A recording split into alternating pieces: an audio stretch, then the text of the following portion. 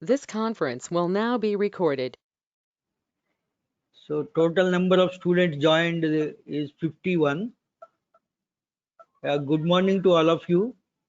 Hope everybody is doing good. Today, the mass transfer operations 2 class is the third class. So in this class, let us discuss on continuous distillation, and maybe in the next class we'll consider as a tutorial, and I will take up some problems, and I will explain you how to solve the problems. Okay, so we have learned so far the batch distillation operations, that is flash vaporization or equilibrium distillation, then batch or simple or differential distillation, then the steam distillation. So you know when they have to be selected for which application. So all those things we have discussed in the last class. Also we have discussed the XY diagram on which we can solve certain distillation process problems, and also enthalpy concentration diagram also we have discussed in the last class. Then we can able to know from the enthalpy concentration diagram how the required heat to get the particular product quality in the flash vaporization can be estimated by using the enthalpy concentration diagram. So when you come to this continuous distillation, I initially told you that we will be discussing only binary mixtures. So let us restrict all our discussion to the binary mixtures only. Binary mixtures, when I say, there will be specifically two components. One is more volatile component and another is less volatile component or low volatile component. You know meaning of that. More volatile component will have a low boiling point temperature, and less volatile component will have a high boiling point temperature. So in a continuous distillation, there will be a column, and in that the mixture which is to be separated will be sent in the middle of the column. Then depending upon the nature of the speed mixture, if it is vapor, it will go up, and then it will go to a condenser, and it will get condenses, and the condensate will be certain portion of the condensate will be withdrawn as a distillate product, and remaining portion of the condensate will be sent back as the reflux. Now the advantage of the reflux is when the reflux is entering into the same column where the vapor is flowing in upward direction, liquid will be flowing down. So then the vapor and liquid will have contact at different stages. So the each line indicates the stage. I will explain what is that stage later. So on each stage they will be uh, participating in the mass transfer, and finally reaching the equilibrium, then only they leave that stage. So we'll create such stages. Then the liquid will come down, and then it reaches to the bottom after crossing the feed entry point. Then it will come down to a called the reboiler. In the reboiler, the again the liquid which is coming down will be heated up, and here we will do the partial evaporation.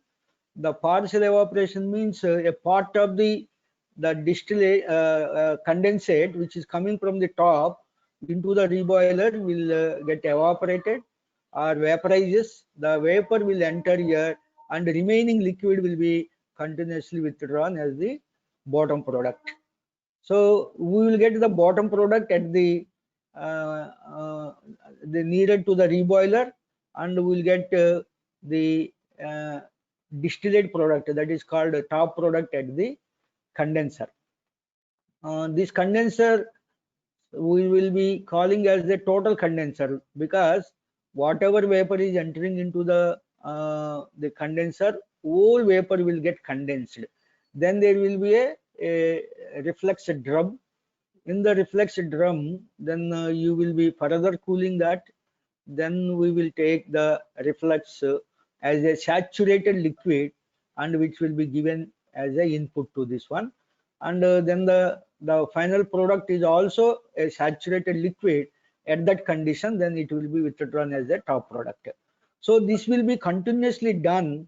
Therefore, it is called continuous distillation. That means a certain flow rate of the feed is entering, and a certain portion of the feed will be collected as the top product, and remaining will be collected as the bottom product. So the feed is getting into two fractions. One is the distillate fraction and another is the residual fraction. So that's why this is also called a continuous fractionation operation.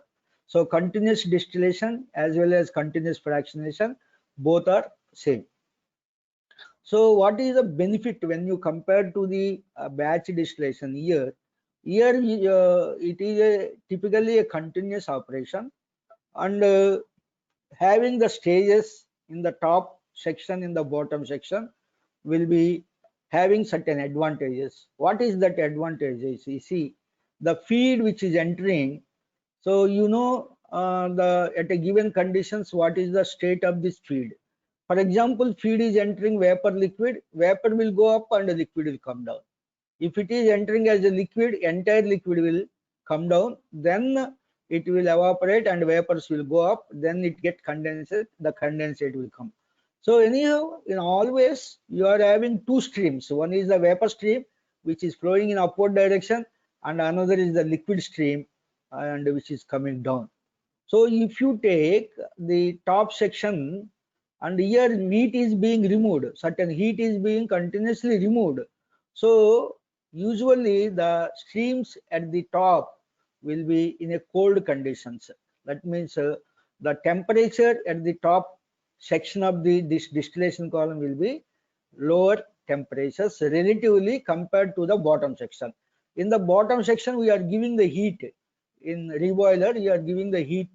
So here the streams will be a little higher temperature than one. So if somebody asks what is the temperature at the bottom, so you should say that it is a higher than the top of the column. And if they ask at the top, it is a lower than the bottom of the column. So you can remember that, because also the binary phase diagram also explains that. And also you can see in the top section what will happen. Usually in the top section what will happen, the vapor is going up and the liquid is coming down. So you see the vapor will be having usually at higher temperature than the liquid stream. So this vapor will contain mostly the low boiling point temperature, and the liquid will contain the relatively high boiling temperature, because it's a lower temperature relatively vapor, maybe a small difference, but however you can see that. Then when the vapor is going up and the liquid is coming down, you know it is a continuous counter current pattern. One stream is going up and another stream is coming down. So during that, what happened, the A is having high boiling point and B is having low boiling point. If you assume A and B as a more volatile and low volatile component, A is having a low boiling point and B is having a high boiling point temperature. So when the liquid is comes as a reflux and have a contact with the vapor, then what will happen in the vapor? And you can see that the whatever the low boiling point temperature components are there, they are high in concentration, and when the liquid with its coldness, when it is contact with the vapor, the B component that is having high boiling point cannot sustain in the vapor state, then it will leave the vapor phase and enter into the liquid phase. Then vapor is going up and the liquid is coming down in all the stages. In above the feed entry point, this happens. That means the component of B, which is having a low low volatile nature, that is high boiling point, will leave the vapor phase and enter into the liquid phase. So that means the liquid is absorbing the one of the component, which is the B component, more boiling point component, low volatile component. So it will leave and enter into the liquid phase. In that way, when the whatever residual quantity of B is leaving the vapor, then vapor is getting enriched. Enriched with what? A component, because we are more interested to separate A component in the top product. That's why top product is called distillate and bottom product is called waste. So B is waste and A is product. So let us think like that. So if A is enriched in the vapor component from the starting from feed entry to the exit of the column, and the liquid will be absorbing the B component, and the B component composition in the liquid phase increases, A component composition in the vapor phase increases. So vapor is getting enriched, therefore it is called enrichment section. The top of the feed tray in the continuous distillation column is called enrichment section, because the vapor is getting enriched with A component. And at the same time, it is analogous to, because vapor is a, if you think gas, and liquid is a solvent, and B component is leaving the vapor phase and entering into the liquid phase, because the liquid phase you can consider as a feed phase. So the operation is analogous to the absorption, because vapor is getting reduced one of the component upon contact with the liquid phase, then you will also call it as the absorption section. So top section is called either absorption section or enrichment section, and sometimes it is also called rectification section, because in all these stages the vapor is rectified with A component. So you can call it as the top section as absorption section, and enrichment section or rectification section, because the B component is leaving the vapor phase and entering into the liquid phase. So that is the way this section is given as the name of absorption section. And coming to the bottom, if you see in the bottom, the temperatures are little higher. So both the when the temperatures are higher, then the A component cannot be sustained in the form of liquid. So it will be just leaving into the vapor. So the liquid which is coming down in the bottom section and vapor which is going up, they have a little more temperature than this. So what happens here, and in the vapor phase, whatever the heat is carried away at a higher temperature, that heat vaporizes the A component from the liquid and enter into the vapor phase. So because vapor is having high energy, so one of the component in the liquid phase will be stripped out, and that will be joining the vapor phase, and the liquid will be maybe increasing its composition of the B component, whereas the vapor is also getting enriched with A component. But the mostly the component which is getting transferred in the bottom phase is A component, that is a more volatile component, which is getting transferred from liquid phase to the vapor phase, because vapor phase is having high energy and it is stripping the A component from the liquid. Therefore the bottom column is called bottom section of the column is called stripping section. So in that way there will be two names will be given. Above the feed tray it is a absorption section, and below the feed tray you call it as a stripping section, because the stripping is happening here. Vapor is stripping one of the component which is more volatile component. Here the liquid is absorbing one of the component, which is a low volatile component, B component. In that way, we can give the names as the enrichment section and stripping section. So that's how the entire continuous distillation column is divided into the two sections. And in the bottom, if you take this is a reboiler. So what happens in the reboiler? In the reboiler, you can see that the vapor will enter here, and there will be a reboiler drum here. So in that, it receives the heat, then the vapor will be generated. That vapor and that liquid will be reaching to the equilibrium. Then the equilibrium vapor will be entering into the bottom section of the column, and the equilibrium liquid will be withdrawn as a residue. So that's why the reboiler is also called one stage. It can be considered as a one stage. So that's why we call it as a partial reboiler. So total reboiler means whatever liquid is coming here, entire liquid will be getting evaporated and that will be sent back. So there is no residue withdrawn to the out as an output. So that's why there are two different names. One is partial reboiler, one another is total reboiler. So usually we use the partial reboiler because in the reboiler the heat will be given such that a fraction of the vapor will be generated. That vapor and remaining liquid will be in equilibrium. Okay. And similarly in the condenser also, you can see sometimes you can also use the partial condenser, means the vapor which is entering into this, so that will be not completely condensed.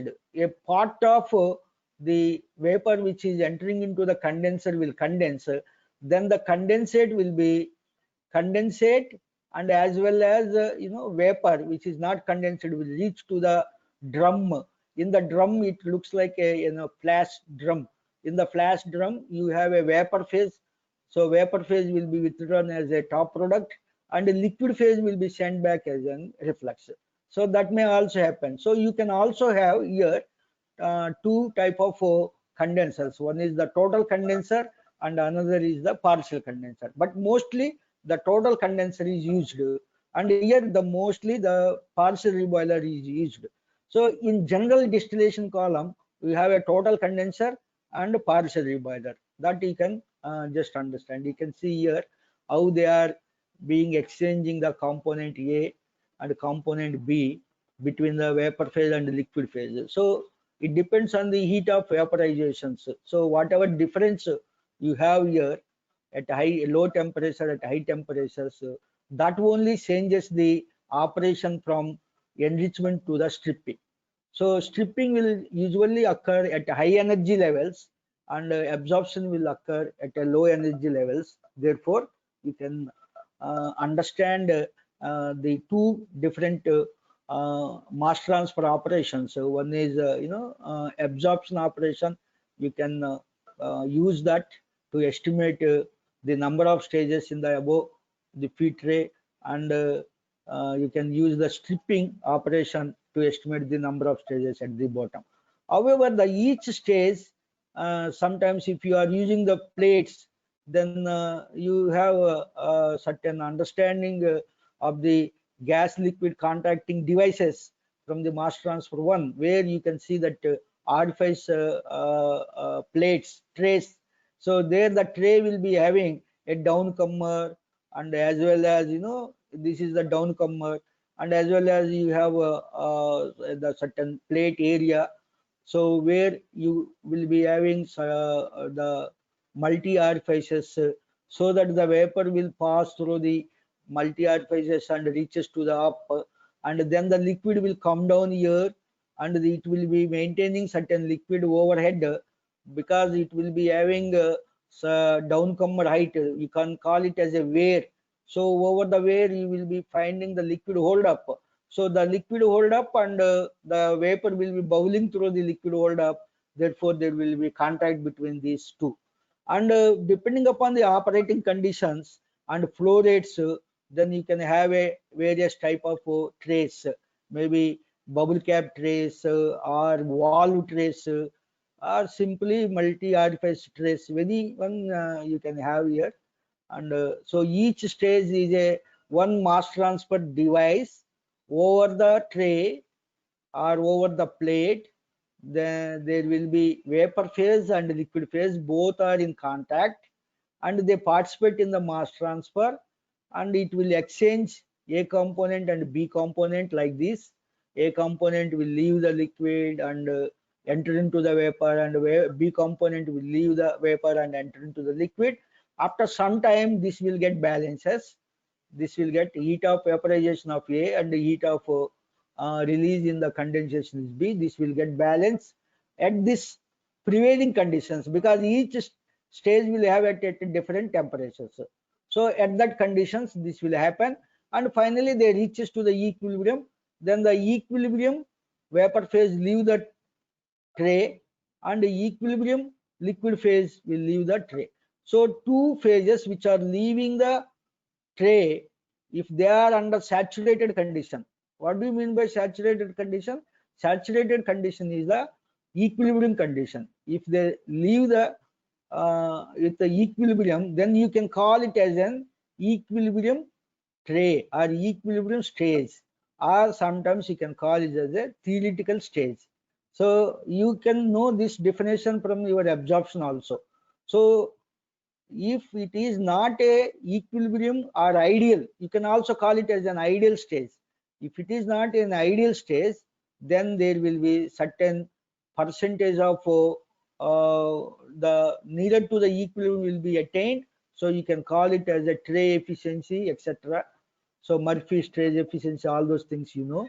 So you can just say that the flow rates are such that they reaches to the equilibrium. That means residence time of the liquid hold up over the tray and vapor in the vapor which is bubbling through the liquid hold up. If both are having a sufficient residence time, then they reaches to the equilibrium. Otherwise, they are away from the equilibrium, then you can take into the consideration of the percentage of the efficiency of the tray. So tray efficiency will come into the picture. So they look like this one. So that's why I have given that one also. Then here the reflex will be providing, and which is coming down, and which will rectify the vapor, so that you will get more percentage of the separation. You see, if you have a more number of stages, then whatever the product which is obtained here will be having maybe 99.5 percentage of the purity. So that means 99.5% of A will be obtained as the top product, whereas it is not possible in the batch distillation. So that is the advantage of the continuous distillation operation. Okay. Then if you see here, what are the different components which is there in the continuous distillation column. As I told you that there will be tray columns. So these tray columns can be sometimes replaced with the packing material, you know that also. And there will be a reflex drum, and a condenser will be there, and the distillate will be collected here, and this is the reboiler. Thus reboiler will be having certain bundle of the tubes which are immersed in the liquid. So it will be hot fluid will be sent, and it will give up the liquid, and vapor will be generated. They will be going into the strip injection. So enrichment section and the stripping section, then there will be a feed tray, and you can have a bottom product here and the top product like that. So we will discuss at length the different parts of the distillation column and the design and all in equipment design and operation. So for process estimation, then you can just remember that these are the different components of the continuous distillation column. So here, what is the important in the distillation column? So if I give one mixture to you, and then I should give you the composition of the A and composition of the B in the mixture, which is called as a feed. So you should design a distillation column for the getting a certain product quality. The product quality means the XD is the mole fraction of the more volatile component in the product, and D is the flow rate of the distillate continuously which is obtained. So these two are very important specifications in the process design. So for this one, for this feed and for this product, so you can make a material balance and you can find out the bottom product flow rate as well as the quality. But you should also estimate what is the size of the column, how many number of stages do you require to estimate to get that much product quality. For example, if you are given a methanol and water of let us say 45 mole percent of the methanol in the water is given, and as a separation problem, and you are asked to design a distillation column for 99% of the methanol which should be there in the distillate, and continuously out of the 100 moles you should get the maybe 70 moles as the top product, and the remaining will be the bottom product and all. Then how many number of stages are required?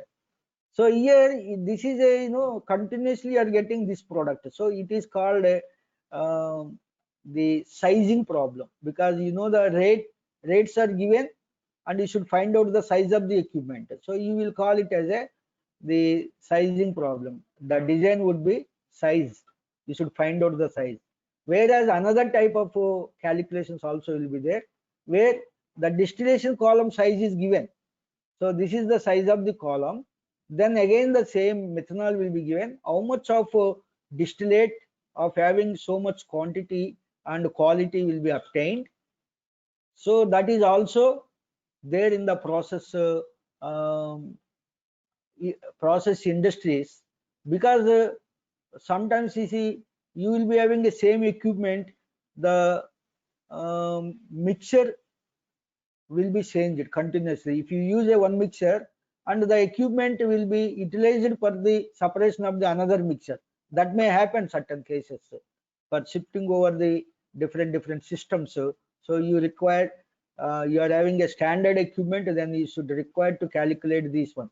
So for a given size, if you want to obtain because this is not within your hand, depending on the size only you will get that. So how much do you obtain, what would be the its quality? So that's called rating problem. So in any process design, you please remember that there will be two type of problems. One is sizing problem and another is a rating problem. In sizing problem, rate is the specification, you should find out the size. In the rating problem, size is the specification, you should find out the rate. So both problems you need to dealt in the chemical process industry, depending upon the need or a requirement. Or sometimes end user also comes to you, customer, and they will ask, I want a one distillation column which is to be designed, and these are my specifications. So depending upon, you can take up either sizing problem or rating problem. But to understand here, because the distillation, if you carefully see, the energy is the separating agent, even though two phases are created and they can be converted into the mass as a separating agent problem, but actually it is a heat is a separating agent problem, because a lot of energy will be transferred from one phase to the another phase. So this what happens when you go to the stage to stage, which will be typically creating the mass transfer contact device. So there the quantity of energies which are getting exchanged will change. They are not, never be equal.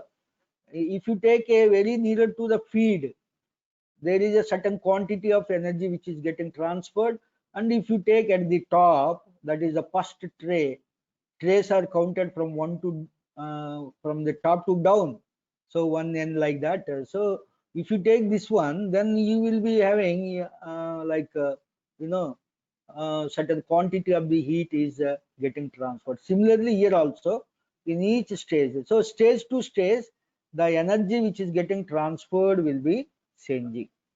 Latent heat, so as well as latent heat of vaporization, so those things will change. Therefore the flow rates, if you take the flow rate at this stage they never be constant, they will go on changing. So usually you take the molar flow rates. Molar flow rates means kilomoles per hour. What is the vapor flow rate per hour in terms of the moles? So that is called molar flow rate. So in vapor and as well as liquid you can take the molar flow rates, because the XF and XD is also mole fractions. You can also take the weight fractions. There is no wrong in that, but usually they consider the mole fractions. So that's why the V and L are called molar flow rates. Molar flow rates means moles per unit time. So those molar flow rates will vary from individual stage to stage. If this stage is having V1, this stage will have a V2, like that. And similarly, they will also change in the liquid case. So the estimation of the size, if the flow rates are go on changing, then it is very difficult. So that's why there is one method which is called McCarthy method. In the McCarthy method, we assume that there is a constant molar overflow. That means the molar flow rate at each stage, the liquid which is flowing down, the vapor which is going up, both are constant, means they never change. Vapor flow rate never changes, liquid flow rate never changes. But however here at the feed tray, the feed is coming from the external source and entering into the main column, so they will be changing the bottom section vapor flow rate, bottom section liquid flow rate. But here also at each stage they are constant. So you can assume constant molar overflows in the top column as well as in the bottom column. So that's why you can take V bar as a constant in the bottom column. Then it comes to the feed tray, and if any vapor is there in the feed, it takes and it goes up as a V, which is constant again. This goes to the condenser and get condenses, because it is a total condenser. So that will be divided into the distillate D and liquid L. So this L is again constant till it reaches to the feed. Here, if the feed is having any liquid portion, so that will join this one and it comes down as a L bar. So you have total 4 different flow rates in the entire distillation column. One is F. So F is the feed which is entering, and V is the one more stream vapor going up in the top section. L is the liquid which is coming down, and V bar is the vapor which is going up, and L bar is the liquid which is coming down. So these are constant. V bar is constant at each stage in the bottom section, and V is also constant at each stage in the top section. Similarly in case of the liquid also. So that is called the constant molar overflow, that is assumed in McCarthy method, McCarthy approach, which will be a simple approach by which you can able to find out how many theoretical number of stages are required for a particular separation of a binary mixture. So when this constant molar overflow will be there in the column, it is given that molar heats of vaporization of the components are roughly the same. That's what I told. At each stage they are roughly the same, and heat effects, heat of solutions, heat losses to and from the column, etc. are negligible. You have to neglect this one.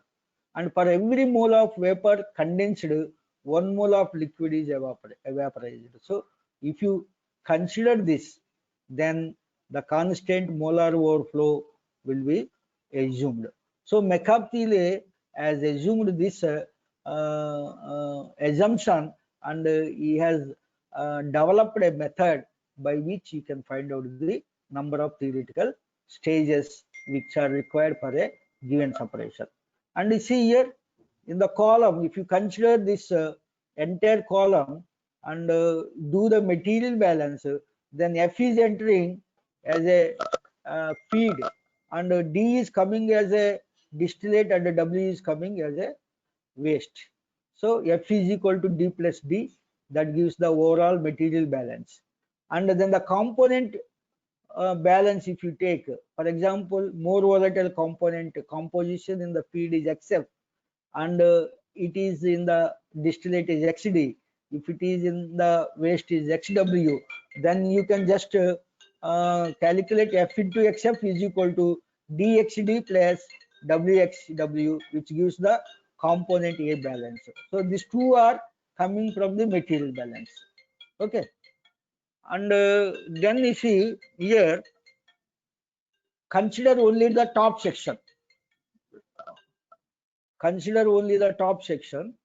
Top section is having a certain stages, then the condenser. So including the condenser, you can just consider this one as an absorption section or enrichment section.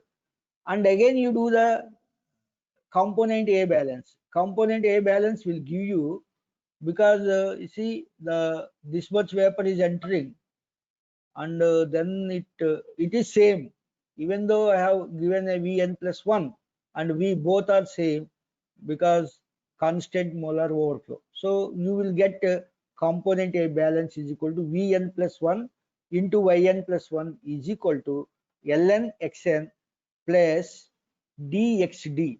So this is the overall material balance of the component A, which you will get in the top section. So if you just readjust this one, then you will get Yn plus 1 is equal to Ln by Vn plus 1 into Xn, because it has been brought this side, plus d by Vn plus 1 xd. Okay, so this is a in y is equal to, because n may be any stage, so this will be having a straight line equation, that is y is equal to, because we assume that Ln is equal at each stage, so you can write L here, and Vn plus 1 is equal at each stage, you can write V, and similarly d by V. So this is a y is equal to m into x plus c. This is all constant, because d is constant, V is constant, and xd is constant. Only xn and yn plus 1 is changing at a different stage to stage. So this will be giving one straight line equation. This straight line equation can be drawn from the, again I told you, see the xy diagram, which is here, this is the xy diagram, this is 45 degrees diagonal line. Now you see the at xd, if you start, because it is starting at xd, so at xd the distillate is having same composition of the reflux, because it is a total reflux condition. For example, if I take 75 mole% of the vapor, I condense, in the condensate also we will have the 75 mole% of the more volatile component. So that same 75% will be going with the distillate, coming out with the distillate and go into the column with the reflux. So here the x value and xd value both are same before entering into the column. So that's why I have started the line at a particular point, and from this point it follows the same equation, this equation. So because yn plus 1 and xn, they are varying. If I give the y is equal to 0 or n is equal to 0, it is a condenser. See, if I put y1 is equal to L by V x0 plus d by V xd. So x0 is equal to xd, because it is a total condenser condition, then you will get this point. From this point you can see that a line can be drawn with the help of this equation. So this equation will be having a slope, that is L by N. L by N, how do you get? Because you know here V is equal to L plus D. From the V is equal to L plus D, and you can find out like a reflux ratio can be defined as L by D. So L by D, how many moles of reflux is given for 1 mole of the distillate withdrawn is called the reflux ratio. How many moles of reflux is given for 1 mole of the distillate is called the reflux ratio. So R is equal to L by D.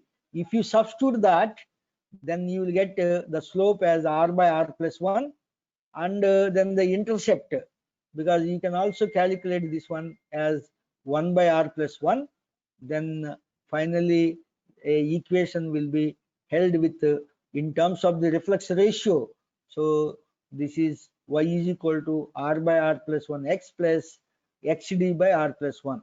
So this line is drawn for the enrichment section, and which is called operating line or the top section or enrichment section or absorption section. So therefore this equation is called operating line equation for the top section, and where the top section operating line slope will be R by R plus 1 and its intercept will be xd by R plus 1. For example, if you know the reflux ratio and xd, then you can know an intercept. From here you can able to draw this line, operating line, very easily you can draw with the intercept concept. But the slope will be again R by R plus 1, that matches. So by knowing the R and xd, because R is a one specification, here we should calculate by using this one. How many moles of reflux we should give for 1 mole of the distillate withdrawn is called reflux ratio. So reflux ratio is usually one specification you have to carefully decide in the distillation column. So if you know the R and xd, then you can able to draw this line. This line is called working line for the top section, because on this one only the concentrations of the liquid phase and vapor phase will be gone changing, and this will be the equilibrium line. So once they are reaching to this one, then slowly they will be going to the equilibrium. So like that we should understand, this is the operating line and this is the equilibrium line.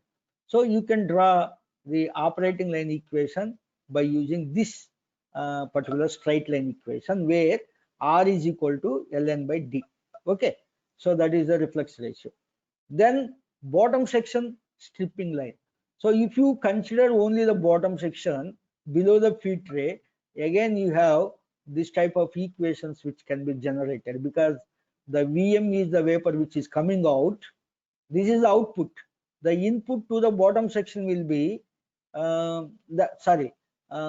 input is Lm, output will be Vm and W. These are the two outputs and only one input. That's why you have written that Vm plus 1, which is coming out, plus W, that is also coming out from the system, is equal to the Lm.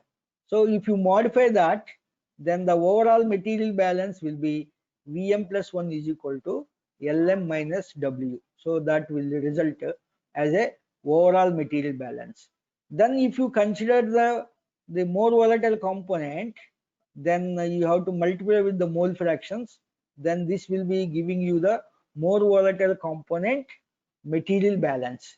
So by using these two equations, again you will get an equation which is y is equal to this into x minus this. So this is a almost constant, it doesn't change because xd is not changing, xw also will not change, and w is the quantity which is required, because the d there is no change, so w won't change, and Vn plus 1, the heat continuously given, this will not change. So this is the one constant and this is another constant.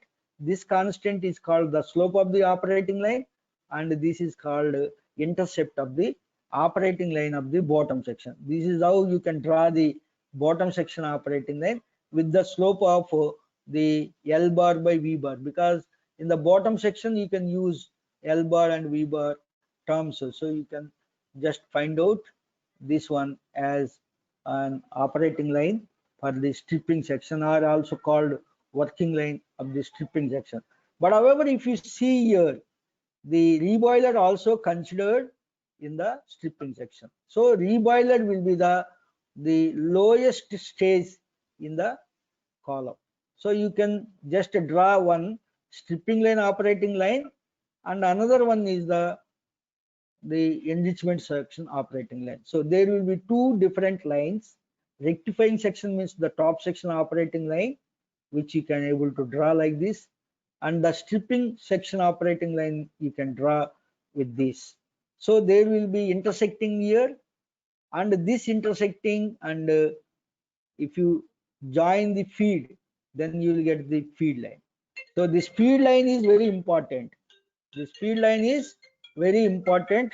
So you have to carefully draw this feed line depending upon the type of the feed which you are giving as input to the column. Okay, so the complete McCarthy diagram, because we are having XY diagram and 45 degrees diagonal line, then XD is the product quality, and XW is the what? This is the bottom product quality. So from here we will draw one operating line, which is the stripping section operating line. From here you can draw another operating line, which is the top section operating line. Both will intersect at a common point. So that's why the equations are written like that. Y is equal to this Y and this X. Here also Y and X. Both Y and X at intersecting points should be equal. And then the XW, XD are the different points. And if you join these two equations, then you will get a separate equation which is called the feed line equation. So what is this feed line equation? What is its importance? And see, in many cases we were unable to know. For example, if you fix the distillate, how much quantity will be obtained and its purity XD, then depending upon the R, you may have an idea about V. So this equation is okay. You can get from the specifications, you'll get this one. But to get the bottom section operating line equation, then L bar, V bar, W V bar has to be estimated. So this L bar, V bar and W mainly depend upon this feed type, feed quantity. It means what is the feed status. And usually the feed which is entering into the column, so if it is at its bubble point, then you know that you can call it as a saturated liquid. So at its bubble point, the feed is given as a input. Then what will happen? We'll come back to that. See, if the feed is entered at its saturated liquid, all the feed will come down and join the L bar. Okay, so certain L, this is a resultant with the reflex. Whatever reflex you are given, that is coming down, and all the F is joining that one. So L bar will become equal to L plus F. So that's how you are written. L bar is equal to F plus L. You have written. But there is no change in the vapor quantity. Whatever vapor is generated in the reboiler, that will go if it is saturated liquid. But you take into the consideration if it is a subcooled state. You know what is the subcooled state? Subcooled state is the state of the feed which is having a below the bubble point. So such a liquid, if it is entering, then it is at a cold fluid. The cold feed enters, then in the vapor certain heat will be taken by the feed and it will get saturated. Okay, because it requires some more heat to get saturated to reach the bubble point. So from where it will take? It will take from the V bar. So during this, when it is taking certain heat from the vapor which is coming from the reboiler, then when it is giving up certain heat, it has to condense certain vapor. So the condensate will also join. So to the bottom column, the L which is coming from the top, that is the reflex, the feed which is coming under the subcooled state, then the condensate, both will come down. So you see that this L bar is equal to not this. L bar is equal to F plus L. This will not be true in this case.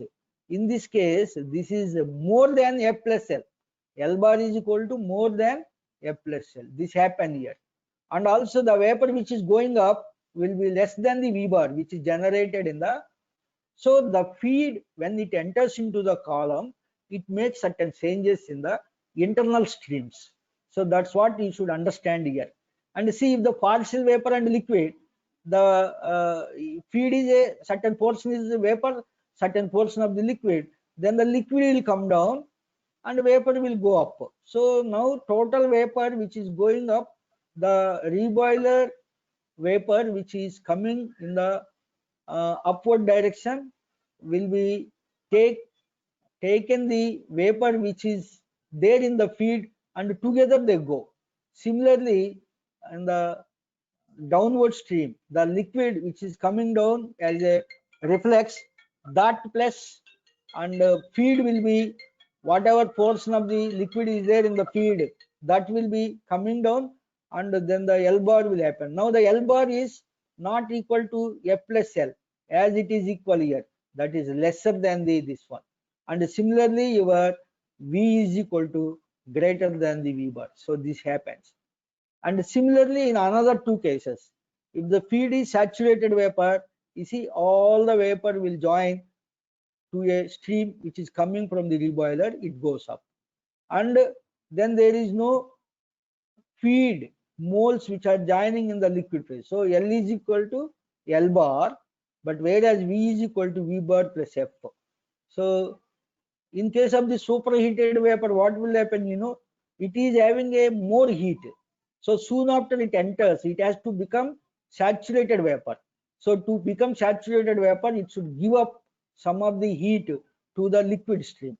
So when it is giving up the liquid stream some heat, then some of the liquid will get evaporate.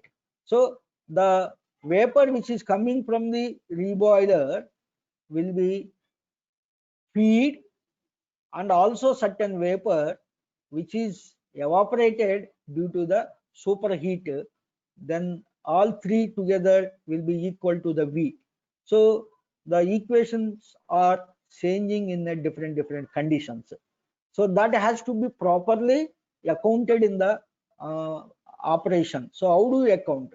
So you will be defining a parameter which is called Q, small q. So that small q is defined as the heat needed to vaporize 1 mole of the feed entering the conditions per molar latent heat of vaporization of the feed. So this is how the Q is defined. You can see here. See, the Q is equal to Cp T0 minus T plus lambda divided by lambda. For example, in the subcooled liquid which is entering, so it is having this much of Tp. So this is the bubble point temperature and it is having this much reference temperature. So this much of heat, latent heat, a sensible heat plus latent heat divided by the latent of heat of vaporization will give the Q. So this is in terms of the heat, you can define the Q. So how do you define the Q? Q can be defined the heat added to vaporize 1 mole of the feed entering condition. At the entering condition, 1 mole of the feed to vaporize, how much of heat is required, that is divided by molar latent heat of vaporization of the feed will give the Q. But to understand in more clearly, it will be defined in this fashion. What is this? This is a, see, Lm is the L bar which is in the bottom section and Ln is the reflex which is coming out plus Q times of F.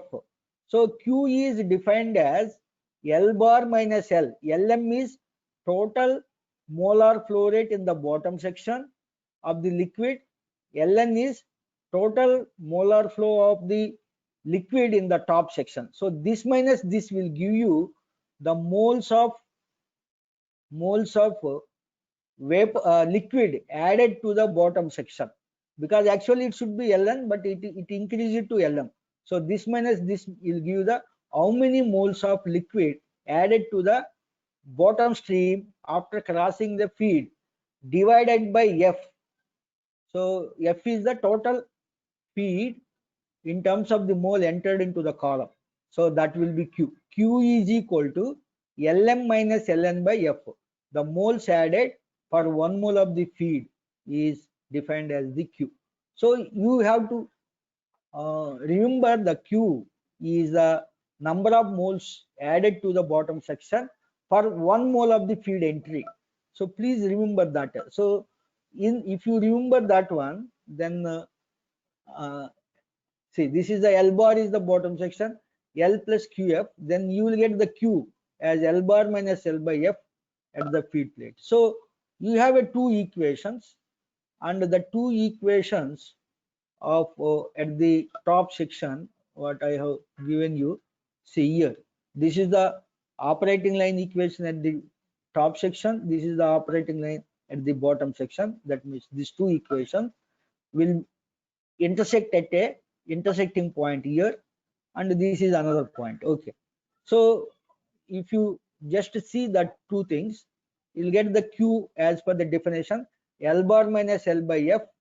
Then at feed plate, if you do the material balance, so if you keep everything in the envelope, F is a one entry as the feed, L is another entry from the top section, and V bar is another entry at the feed plate.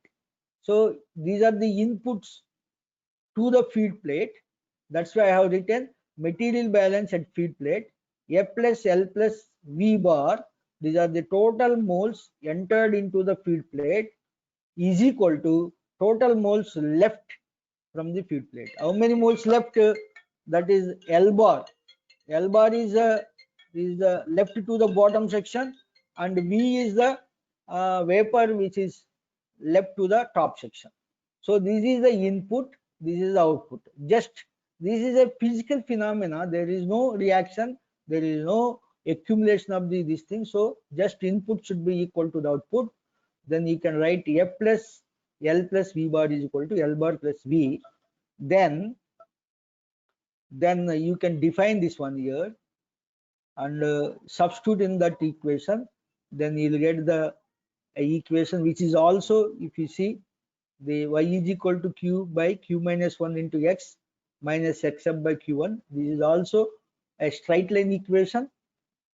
So the straight line equation says that the slope is q by q minus 1 and the intercept is x up by q minus 1. So you can able to draw the for different conditions the cold feed which gives the q is greater than 1. You can draw one line like this. That is the the points of the intercept and feed. Means what I'm telling is this one, this line is called feed line. So this line can be drawn here like for the cold feed, q is greater than 1, so you can draw like this. And for the saturated liquid, q is equal to 1, then the delta x is equal to 0, so you can draw like this, and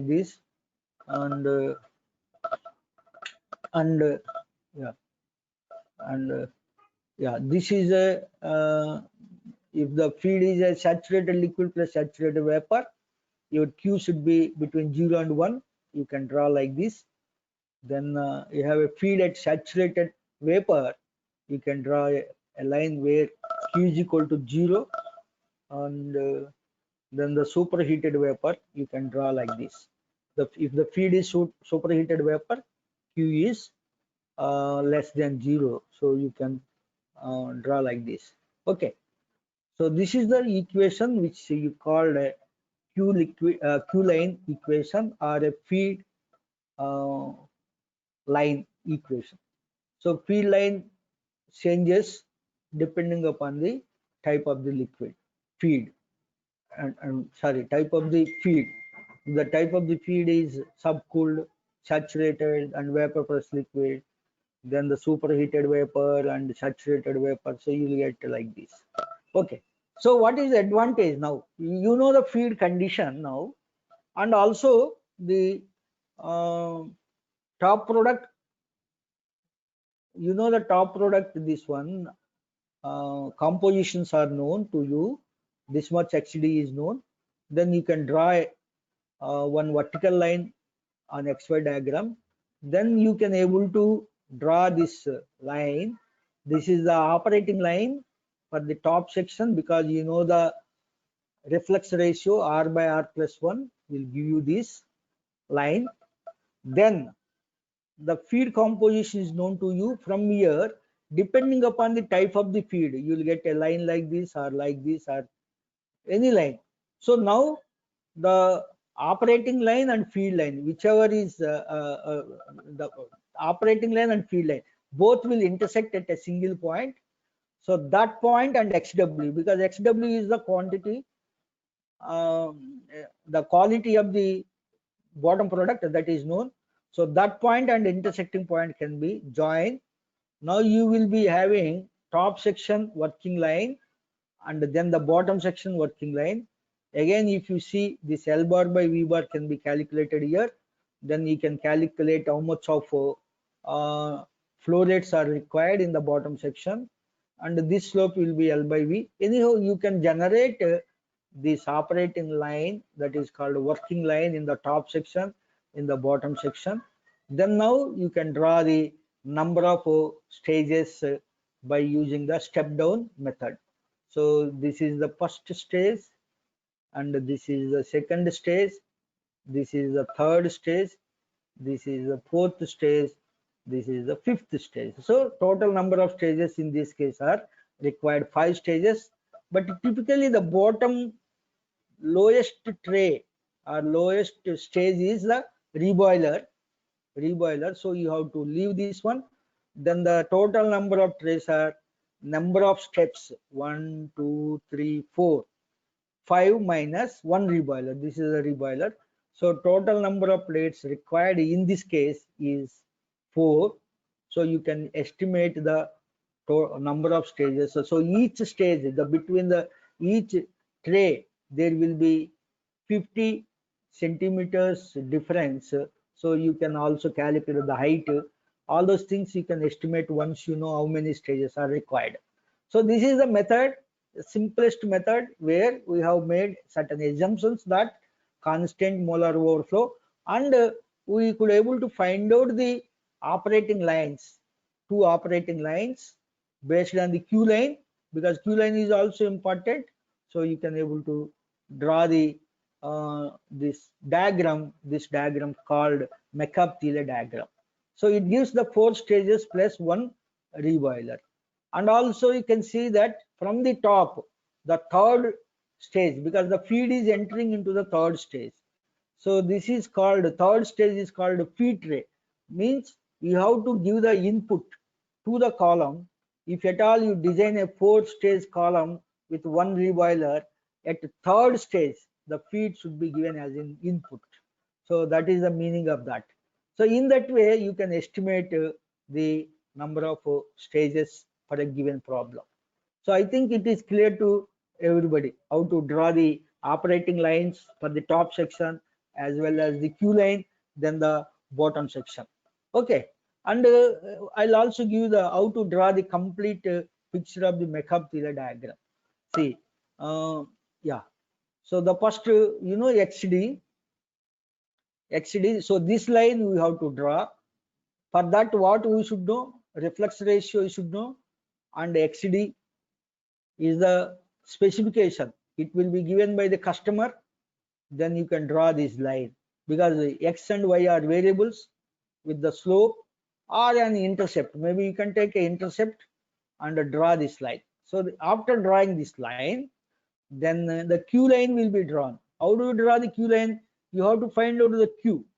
How do you find out the Q? Using the same equation, that is L bar minus L by F, that gives the Q. So find out the Q and then find out the slope, Q by Q minus 1, then draw this line. Now this is the intersecting point, and this point and your XW I have given is a XB, but that is XW. So these two you can join, so that the bottom section operating line will result. So that line will definitely matches this equation. And you can also come back from that. If you know these values, then you can find out R value, how much R is required, because this is usually known by knowing the heat quantities. For example, if you give so much heat and this much of vapor is generated, then you can call it a W by Vn plus 1 is a boil up ratio. So that ratio, if you know, then again you can calculate R value, because the Q is anyhow fixed by your system. Whatever system is given, the system conditions and all will be fixing the Q line. So you will be now having complete operating line. Okay. So these are the steps which you should follow while you are drawing the Mercaptile diagram. So you please follow that. Okay. So this will be step down process. You will get the number of stages. Okay. So this is how the number of stages can be estimated uh, by using the Mercaptile diagram. So Mercaptile assumptions means constant molar overflow. If somebody says that in the problem you can take Mercaptile assumptions, that means you can just use constant molar overflow. Okay, and Q and all you can able to calculate. Now in most of the cases, what problem we'll have is that how to fix the reflex ratio, because the reflex ratio is not given. Then you have to find out the reflex ratio by using a particular procedure. Initially you have to find out the reflex ratio. For example, you see, if you don't send any reflex back, then there won't be any rectification, because whatever is coming out you are condensing and taking out as a top product. You are sending back means you are using certain reflex. Now the question comes, how much of minimum reflex should I send? That is a very big problem. So you can able to find out the minimum reflex ratio which is required for a given system, for a given operation. For example, if you see that here the reflex ratios is usually calculated L by D, which is V minus D by D, and our boil up ratio, which I told, L bar by L. So from these two equations you can able to find out like this reflex ratios. You can generate this equation, this operating line. Okay, so this operating line is based on the reflex ratio. Now let us say that you can just see this one, or I will explain this one later. First let us find out the minimum reflex ratio. How do you do that? For example, take this is a Mercaptile diagram, and here the Q line and top section operating line is just intersected on the equilibrium curve. So on the equilibrium curve, so that is where the operating line and equilibrium line joins. So that is called a pinch point. So what do you mean by pinch point? So pinch point is the point at which the separation is more difficult, because driving force of the mass transfer will become zero. Okay, so this is a pinch point which you can find out, because by sliding the operating lines here, for example, if you take this one and you have this one, so if you can slide down and go up, then both will match on the equal line, Q line and the equilibrium line, as well as the operating line, everything will match this one. So under such condition, if you try to draw the equilibrium stages, you cannot able to draw. You have to stop here, you have to stop here, and this cannot be extended. Okay, so that's where what we call is at a pinch point. At a pinch point you require infinite number of plates to solve the problem, or to get this. You cannot get this one, because here you should require many number of plates to require this. So infinite number, it's never reaches to XW, because it is a pinch point.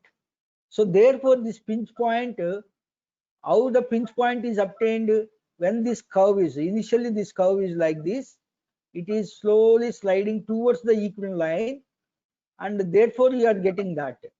So that means what is happening here for the enrichment section, you are reducing the R, so that R by R plus 1 is increasing.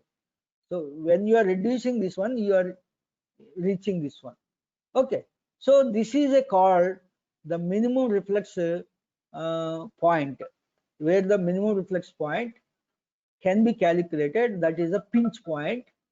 If you find the pinch point, then you can able to calculate the minimum reflex. So I'll just explain this. So for example, you take here the feed which is at its bubble point. So bubble point means this is the Q line, isn't it? You have seen that Q line is having 1, Q is equal to 1. So this is the pinch point. Operating line, Q line as well as equilibrium line, both are intersecting at a single point. So that is a pinch point. So if you just extend this one onto this one, and this intercept is equal to xd by r minimum plus 1. That is the minimum reflex ratio which is required in the operation. More than that, definitely you should use. Less than that, you will never work out in the operation. Similarly, if you have a partial vapor and partial liquid, and this is the pinch point which you will get. And for a cold liquid, this is the pinch point. Saturated vapor, this is the pinch point. And similarly, you will get for different conditions. Now to find out the minimum reflex ratio, you have to find out the equation, because they are intersecting at a equilibrium concentration. That's why I have put y star is equal to r by r plus 1 x star. So the equation has become at a minimum reflex conditions, this one. So if you readjust this one by from this equation, then r minimum is equal to xd minus y star divided by y star minus x.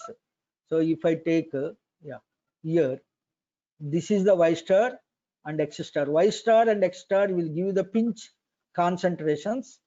So you know y star and x star. Then you can able to calculate xd minus x star, xd minus y star is this one. This is the y star. Xd minus y star divided by y star minus x star will give you the r minimum from this equation. Or simply you can calculate 1 by r minimum plus 1 into xd. This should be r minimum. So from this intercept at a pinch point, the operating line intercept can also will give you the r minimum. So r minimum can be estimated from the pinch points. Okay, so like this. So at different feed conditions, you will have a different pinch points, and you can able to draw different. See here, there is a one problem which I will explain you that. So you have a 45 degrees diagonal line, this XY diagram.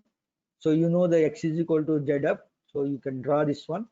And xd is the required concentration in the distillate, and your feed is q line is found like this. Let us say q line is found like this. Now join this and this one, then you will get a operating line at pinch point, and that gives r by r minimum by r minimum plus 1. From this minimum reflex ratio, you can able to find out. Now the question is, how much more minimum reflex ratio we should use? Okay, if you see this one here, so this is the r minimum which is required in the operation. Okay, if you increase the reflex ratio from r minimum to any value, then you see the cost of heating and cooling will go on increase, because if you increase the more reflex ratio means more flow rates of the liquid stream and vapor stream, so that more heats are to be used. Cost of heating and condensing will increase like this. Okay, if the reflex ratio is increased, it will come. But however, if you are just at a pinch point, you are having infinite number of plates. So if you are increasing means the number of plates will decrease. Then the size of the column will go on decreases. Then the cost, fixed cost means the size of the equipment will decrease. So this curve shows that the curve number of stages are decreasing. Therefore, the fixed cost decreases. So this heating and cooling are operating cost. When the reflex ratio increases, operating cost increases. When the reflex ratio is increases, the fixed cost decreases. But however, there is a total cost. So total cost, if you see this decreases, then it increases. There will be an optimum value. So this is the optimum reflex ratio, which is to be maintained in the operation. So you can find out this one by using this curve, optimization curve. But however, at this condition, this is the optimum reflex ratio. This optimum reflex ratio should be 1.2 to 1.5 times of the R minimum in general. So if you use that much, then you will get the more separation. So keeping that in mind, then you can find out the R minimum, then actual R can be estimated, then that will give you a curve which is a little away from the equilibrium line. Then this one and this one you can join, then you will get the complete operating line. Then you can find out the number of stages which are required. Okay, so this is how you can find out from the minimum reflex ratio, then the optimum reflex ratio, or whatever end user, that means customer is given to you, that you can able to find out, and you can draw the complete operating line. Then you can find out the number of steps. Okay, this is how the minimum reflex ratio is obtained. Now I will tell you, see, I will give you one problem. You please note down that problem. This is the exercise problem of this class. So what is that? For a, please, all of you please note down, for a saturated liquid feed, for a saturated liquid feed, for a saturated liquid feed, if 100% separation is required, 100% of the separation is required. 100% means XD is equal to 1. Okay, please remember that. For a saturated liquid feed, saturated liquid means Q is equal to 1. And 100% separation means XD is equal to 1. Then the system is having constant relative volatility alpha, and the feed composition as XF, then derive an equation for the minimum reflex ratio. Derive an equation for the minimum reflex ratio.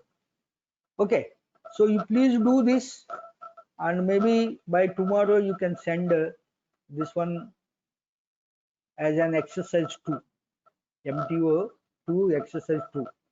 Okay, then similarly we will discuss in the next class, because my meeting may start next meeting. So I'll stop. Please stop the recording. Hello. Yes, sir. Please stop the recording. Yeah.